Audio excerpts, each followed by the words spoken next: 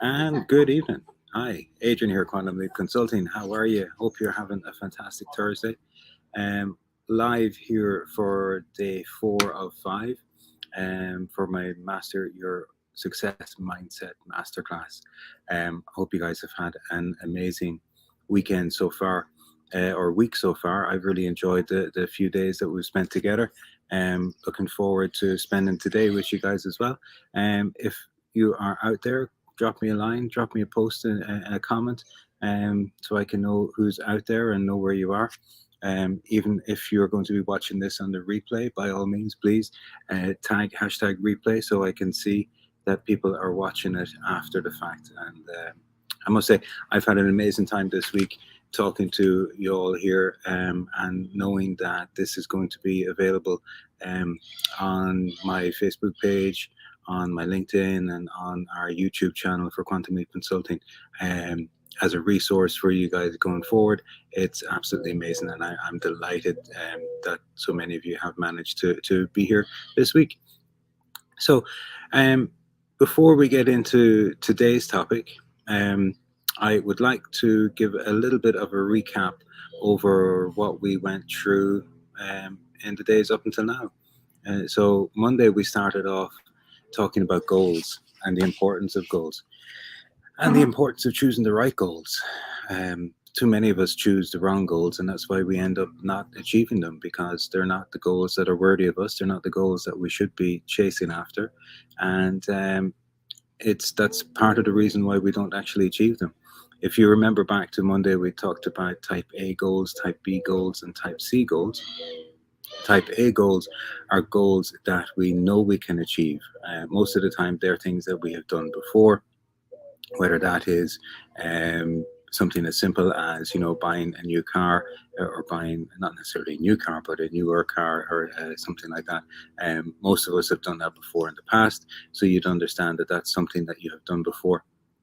And there's no growth involved in it for you. You're not challenging yourself to do anything. Now, you might be challenging yourself to come up with the money for it, but that's a different story altogether. That's nothing to do with the idea of growth and getting you to step outside of what it is that you're doing. And that is the whole idea of goals in the first place. The whole idea of goals is to create, is to grow. Bob had a great line in one of the lessons. I can't remember which one, but he would talk about everybody sees God as being the creator. And he says that we're here to do God's work. And what is God's work? Well, him being the creator, our job is to create. And that's by doing that creation, and by actually growing, and by developing ourselves, that's where we achieve the goals. So type B goals then are goals that we think we can achieve. They're the ones that we put together, these beautiful plans in order to try and achieve these things. We say to ourselves, well, if this happens, and then that happens, and then this happens, well, then absolutely we're going to be able to achieve this. But the problem with type B goals is there is a lack of emotional connection with the goal. So we're on a conscious level. If you remember the stickman figure that we went through yesterday, and the conscious part of the mind, we say to ourselves, this is logical, this is doable, yes, absolutely, we'd be able to do that. I don't see any reason why we can't do that. And if this and this and this goes together, then yes, absolutely, we'll be able to do it. But because there's no emotional connection, and it is the emotions in the subconscious mind that drive the actions of the body. One of my favorite lines is that the body is an instrument of the mind. The mind tells the body what to do, and then the body reacts, and it does it. And that reaction to what the mind tells it to do is the action, and the reaction to that is the results that we get. So what we really want to be aiming for, and again, another one of Bob's lines is we want to be making goals that are big and beautiful. So we want to be aiming at the type C goals, the ones that really use our imagination, the ones that cause us to really think outside of the box, just to sort of step outside of our comfort zone and to think about what it is that we really, really want. I set everybody to task after day one, which was to get a pen and paper and to write down our top 100 things that we would actually want out of life. And not to get bogged down in the practical things of, maybe I should want this and maybe I should want that. No, go back to when you were a kid and you wanted things when you were a kid because you wanted them. And that was it. You didn't have a logical explanation as to why you wanted them. You wanted them because you just wanted them. And that's the sort of mindset that I need you to get into, is to be thinking about what it is that you really want. And for many people, they have stopped thinking about what they really want because life has gotten in the way, is what they would say. They have commitments and things like that they need to do. And because of that, people believe that they can't want anymore and they should only focus on the needs. And there's a huge difference between needs and wants. So when it comes to goals, again, what we're going to be looking for is those big hairy goals, the big beautiful goals that we want to be looking at, which are the type C goals, the ones that really tug at the heartstrings, the ones that we think about in the morning time when we get up, and we're going to think about them again in the evening time when we go to bed. And it's for me at the moment it's a motorbike. I can't stop thinking about a motorbike. And when we think of, and we realize one simple fact is that we become what we think about. Bob always said that the most successful and wisest people throughout history have disagreed on plenty of things. They really have disagreed on probably just about everything, apart from one simple fact. And that one simple fact is that you become what you think about. So I was saying yesterday, I read a book recently, The Millionaire Mindset, Millionaire Mindset by T. Harv Eker. And it is all about, he said the same thing. He didn't say you become what you think about. His line was, what you concentrate on grows. So it's the very same thing. If you're thinking about something all the time and you're concentrating on it all of the time and you're giving it all of your energy, your positive energy, and that is what is going to grow, and that's what you're going to attract to yourself. And believe it or not, the exact same thing. The universe doesn't care whether what you're concentrating on or what you're thinking about is negative or positive. Whatever you're giving your emotions to, and whatever you're using that power of emotions for, is what the universe is going to serve up to you. So if you are constantly thinking about the negative and you're thinking about, oh, I don't want this to happen, and oh gosh, I'm going to be late, and all of these sort of things that we generally do say these things to ourselves on a daily basis, the universe just serves it up for us. Yeah. So if we're going, oh, I don't want to be late, I don't want to be late, I don't want to be late, and you're going to hit every red light, there's going to be traffic on the way, guaranteed you are going to be late. As opposed to, I want to be on time is what you want to concentrate on. You want to concentrate on what you want and not what you don't want. Reminds me again of Esther Hicks. She has a fantastic way of saying, when it comes to goals, she would ask people the same thing. Well, what is it that you want? And they go, well, I don't know what I want, but I don't want to be X, Y, Z. And the idea is that if you know what you don't want, well, then you obviously, you know what you do want. Most of us are afraid to ask for what we want, but you should ask for what you want. You have the ability within you to achieve whatever it is that you set out to. You can attract you the circumstances that you need in order to be successful at whatever it is you want to be successful at, as long as you believe it. Yeah, and that belief is what I'm trying to work on here with you guys. And that's really the whole idea behind this 5-day masterclass, is that I'm trying to give you guys some information that I didn't have a number of years ago. You see quite a few people doing these sort of masterclasses these days, but this was not very prevalent a few years ago. And this information that I'm sharing with you today, and over the course of this week, I wish I knew 10, 15, 20 years ago.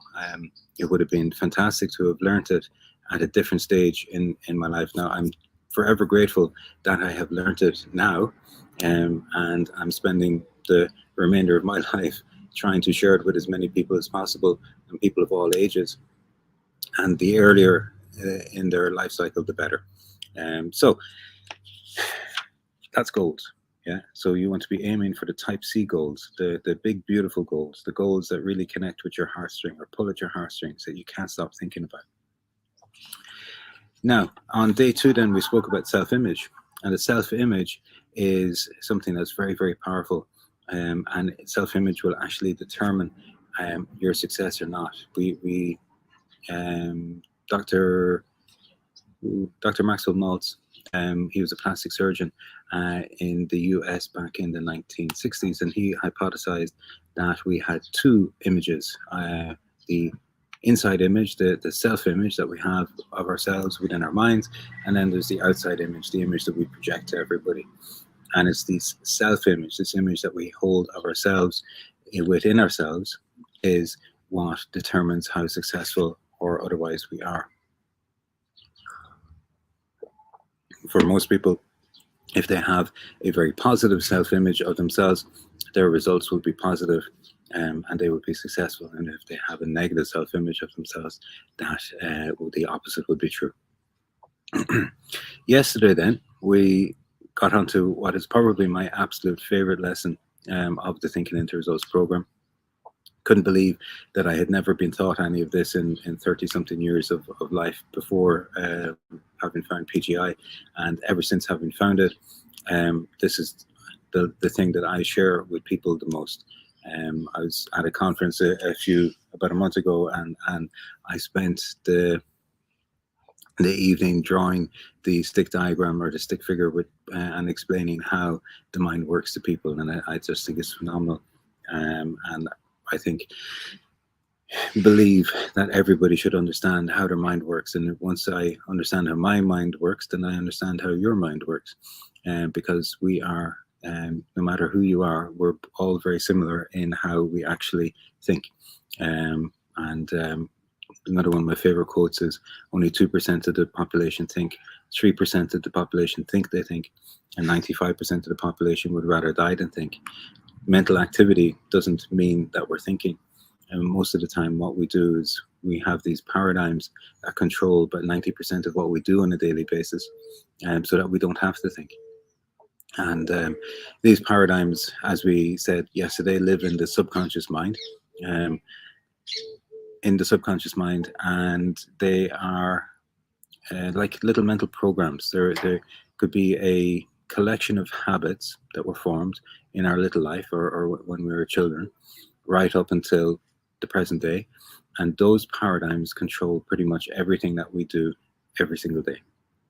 From the moment we get up in the morning, they control what we think, they control the actions that our bodies do, they control the results that we get, and if we want to change our results, we need to change those paradigms.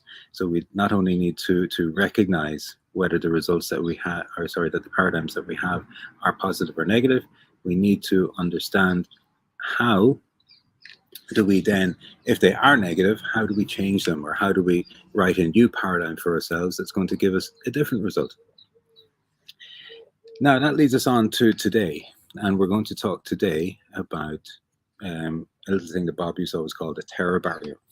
I'm going to share my screen again like I did yesterday, and we are going to show the diagram of the stick person again. Okay, so this is my rather bad drawing of the stick person, but so be it. I will at some stage get a pen that I'd be able to draw properly for people. In fact, funny story, I was down on the beach there today with my daughter, my eldest daughter, Anna, and she actually has seen me draw this stick figure so many times that she went ahead and she drew the stick figure in the sand, which I thought was awesome. Now, we need to work on the understanding of it, but I think if we repeat anything over and over again often enough, it does actually come to pass, and people do believe it and understand it. So this is the sick person. So as we said yesterday, we're going to let the large circle represent the mind, and the small circle represent the body.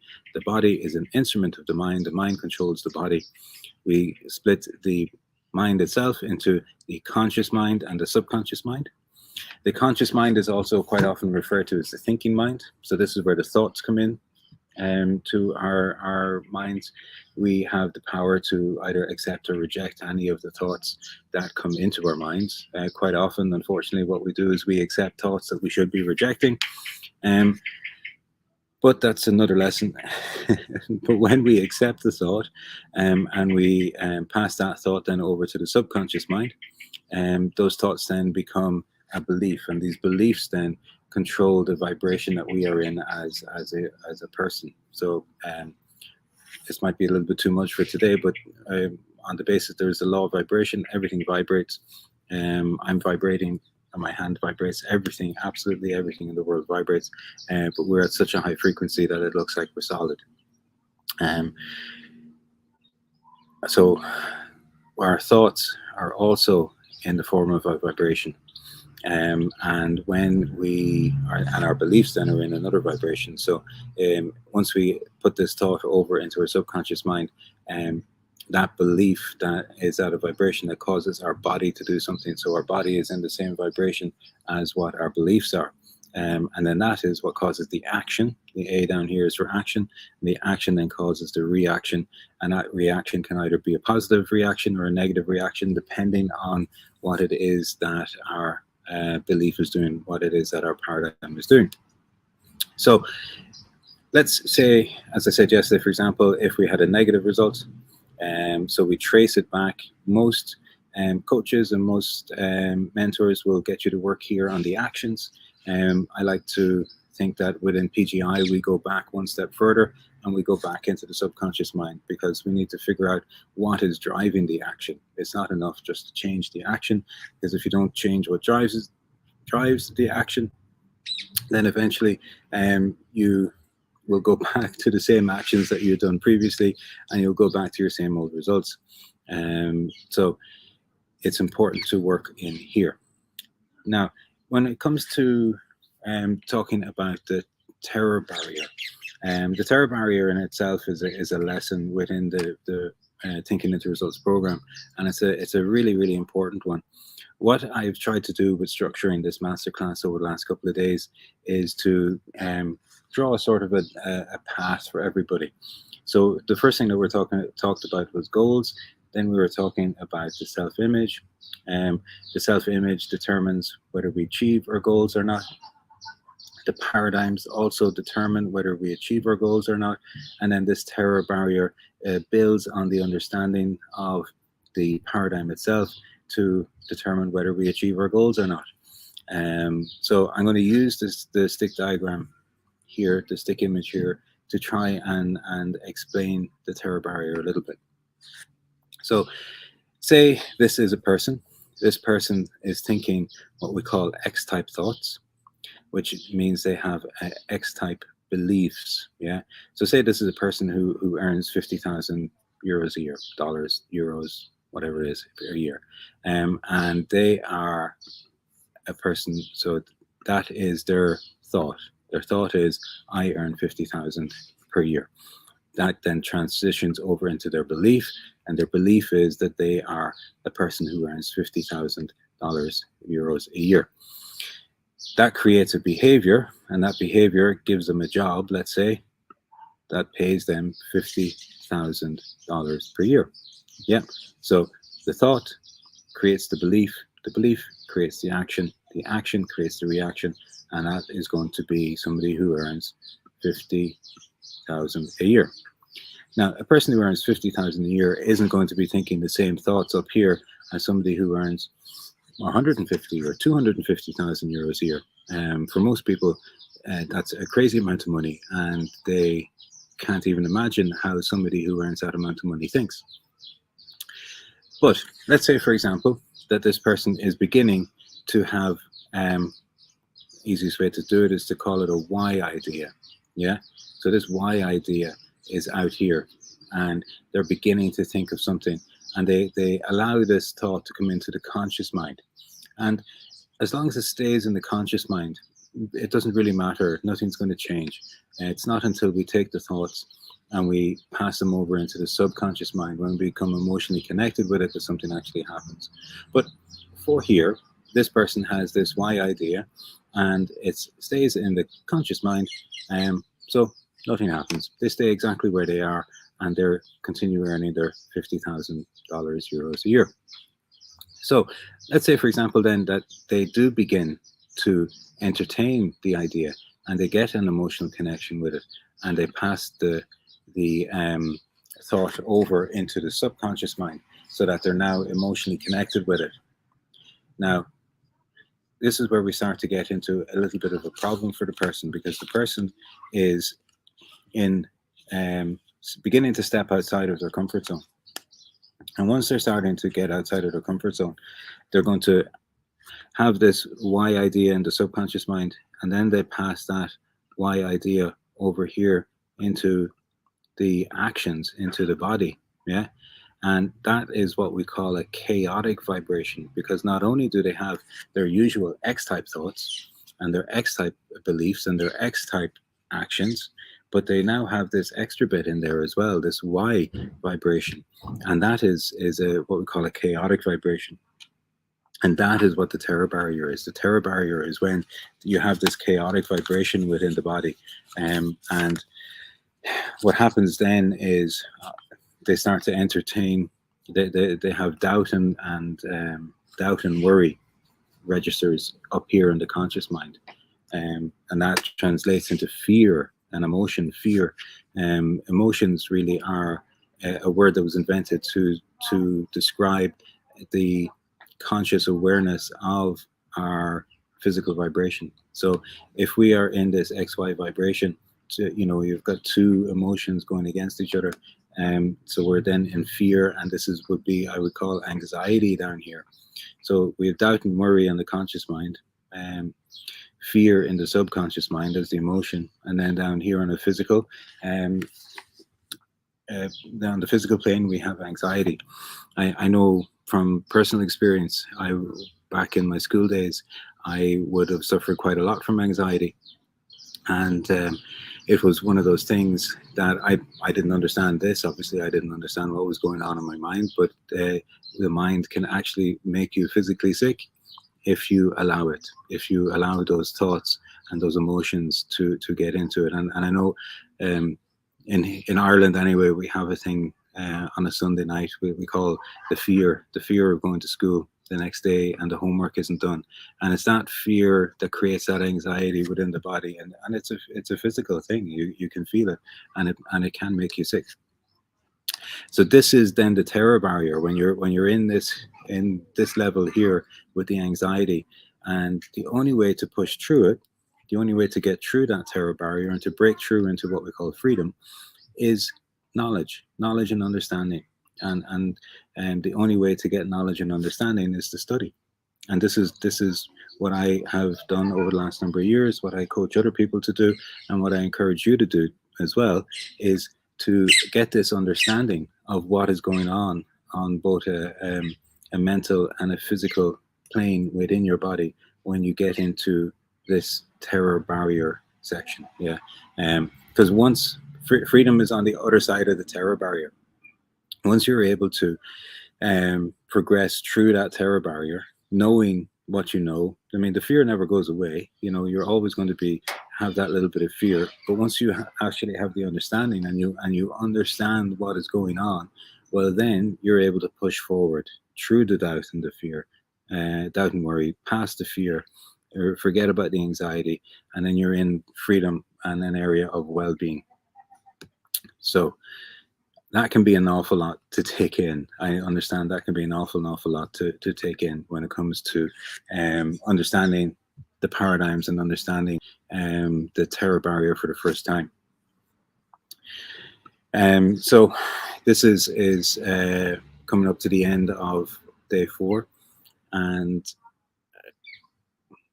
the real takeaway from today, if you take away nothing else from today, then this one thing is that the cause of most problems in the world today is ignorance or a lack of knowledge. Yeah. James, how are you? Sorry, only seeing the comment there now. Hope you're well. The only thing the root cause of pretty much every problem that there is for people is ignorance or a lack of understanding. And the only way to burst past that ignorance and to get the understanding is through study. And that is the one thing that most people don't really want to do. They want somebody to press a button and it'll just happen for you. Now, the great thing about being a coach is, and mindset is you have to do the work yourself, but you don't have to do it alone. That's what people like me are here for. I've done all this study beforehand, and I can help people through that understanding in order to step through that terror barrier and to get through to the success that it is that they're looking for. So that's pretty much it for today. What we're going to talk about tomorrow. Well, tomorrow is really going to be a recap. And what I would like to do is I'd like to open up. I haven't done this before, but I'd like to open up a Q&A for tomorrow. So if you have a question right now, you can post it into the comment section here, and I'll take that question away and I'll come back with an answer for you for tomorrow. As I said, you're going to be able to watch the replays of this on Facebook, on the Quantum Leap Consulting Facebook page, on my own personal LinkedIn page, and on the Quantum Leap Consulting YouTube channel. I'm going to really quickly here. I use a thing called Linktree, and it is basically where all of my links are. Great way to explain it. A link to all of my various different social medias and everything is in Linktree, and that is the link for it there. So linktr.ee/Coach Adrian, and everything that I have is there. And I would encourage you to reach out to me with a question for tomorrow. I'd love to answer the questions live here tomorrow. I'd love to be able to do the same through comments tomorrow as well. If somebody had an urgent question, that they could just ask the question here and now in the comments. But using this as an opportunity, what I will do tomorrow then is recap everything that we've learned over the last 4 days, including maybe a little bit more on the terror barrier to try and help people understand that one. But tomorrow is going to be the last day of the week. It's been an amazing experience going through all of this with everybody. Please, if you are watching, as I said before, type in live for watching live, or hashtag replay if you are watching it on a replay. Ask the questions. Be delighted to answer any questions that I can.